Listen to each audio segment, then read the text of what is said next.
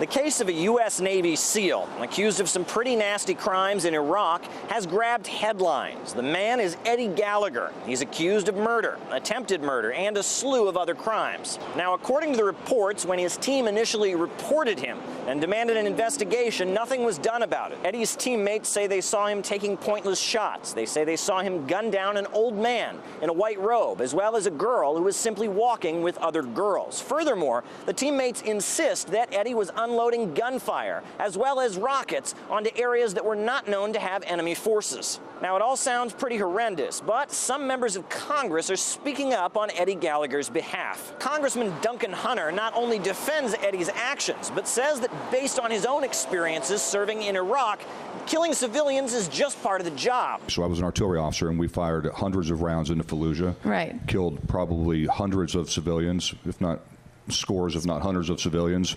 Probably killed women and children, if there were any left in the city when we invaded. So do I get judged too?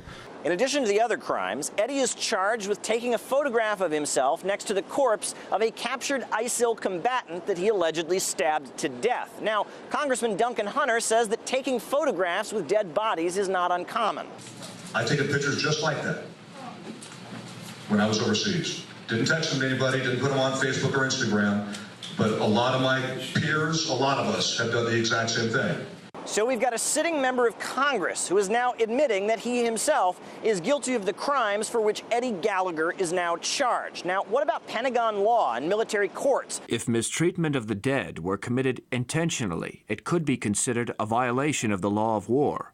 U.S. service members have been charged and punished under the Uniform Code of Military Justice for posing for pictures with human casualties. By any standard, including the Nuremberg War Crimes Tribunal, he should be brought up on charges. This idea that there's 5-year and 7-year statute of limitations, absolutely not true. Of course, there are Nazi war criminals that 30 and 50 years later are still brought up on charges. And every one of the people in the U.S., officers and commanders who are guilty of war crimes should and ultimately will be brought up on charges of war crimes. Keep in mind that Trump has already pardoned Michael Brahenna, a former soldier convicted of killing a prisoner. Trump's critics say that sent a bad message. We're looking at a lot of different pardons for a lot of different people. Some of these soldiers are people that have fought hard, long. You know, we teach them how to be great fighters.